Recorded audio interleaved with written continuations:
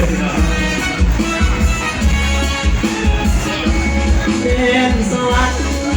ดินแดนของคนรักรวยเอานี้เลยสวยแต่เสียแฟนในแดนนี้น้ำพึ่งลิสองแดนสวรรค์ของคนมีแฟนเอาหักมาลายตกลงเสียทีน้องก็เปลี่ยนใจก่อนเจ้าไปเหตุการณ์แดนสวรรค์น้องได้ทำงานสัญญาว่าสิบอกรักไม่แต่แล้ววันนี้ก็มีหลายใจลืมสัญญาที่เคยไว้อย่าบอกวันไปเปลี่ยนใจเรื่อยว่าน้องโทรมาบอกมาสิเอาหูว่าออกมาฟ้าเขาผู้ตาผู้หัวเลยคำลาผู้มาบอกให้อยากให้ไปหัวตาไม่ว่าให้ยังไปแต่อยากนำทางไหลผ่านดงแดนสวรรค์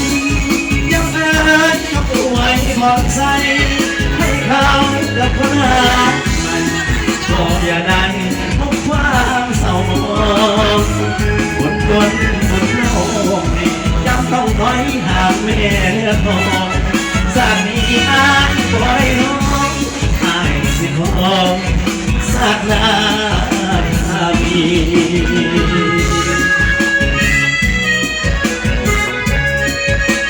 ขอบคุณขอบใจท่านเจ้าภาพใจดีด้วยนะพี่เสียเกินผู้ข่าวและไอ้เขาบอกมาห้องการห้องงานแล้วก็ให้ดูดีมีแง่ก็ทุกคนนะ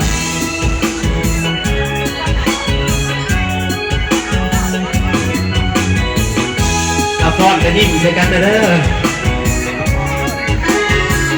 น้องโทรมาบอกมาลาว่าเสาหัวพ่อการละฟ้าเผาผู้ตามืดหูเมื่อได้คำลา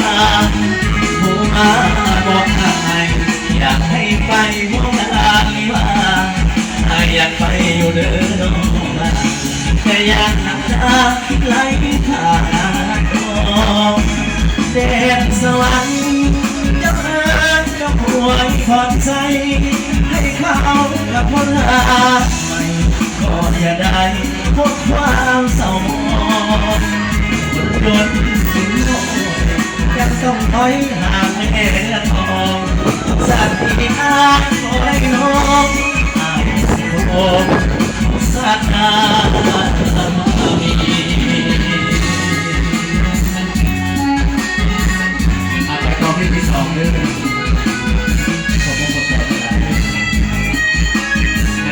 มาเศร้าพันขึ้นไปเศร้าละเรื่อยๆ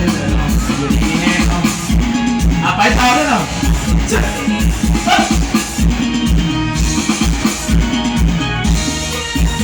ไปที่ร้าน3 2 ทองเด้อเนาะ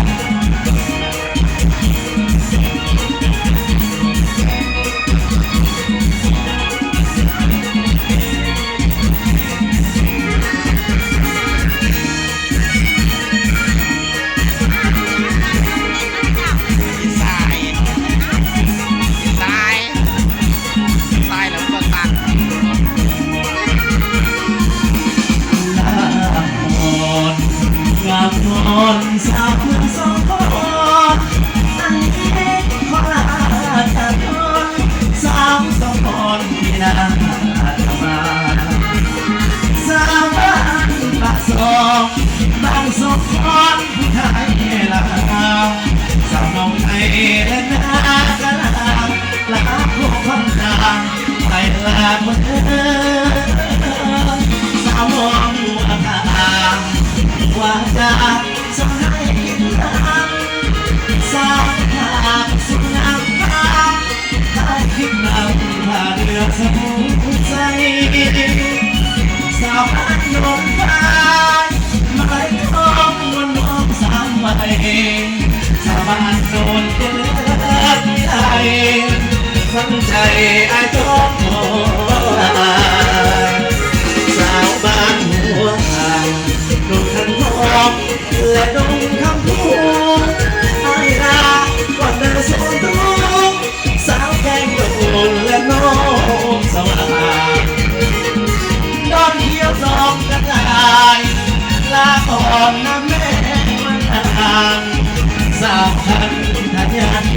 างมาทักน้องนางน้องเมื่อยสาวโนนสง่าควันตาสาวโนนทำสูงมาแล้วสาวน้ำตาแม่อันสาวสาลาเดียวสาวน้องนั้นดูสาวมองใส่ฝักมันเดียวคนเก่าทางเขาอยากจะเดียวมาทักให้เดียวสาวเสี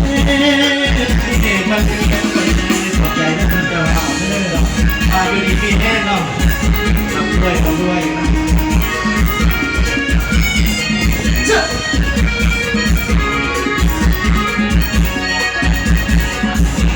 เป็นครั้งแรกเลยที่ได้มาบ้านหาบ้านเขามวนร้ายครับเจ้า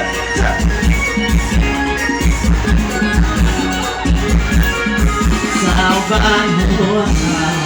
ลูกนั้นทองและดงน้ำทูไอ้ดา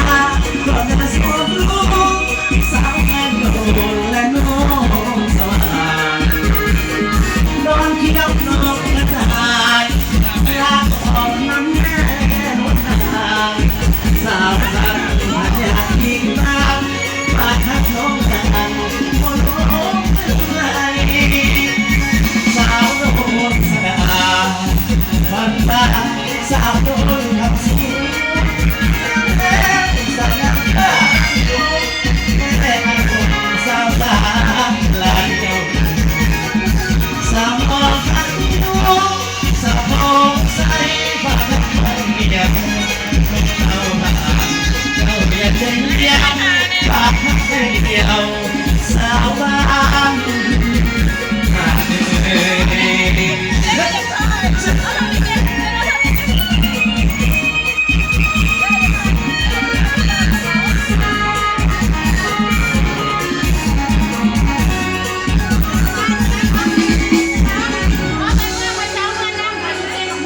โอ้ยดีด้วยนะครับได้ตั้งอาหาร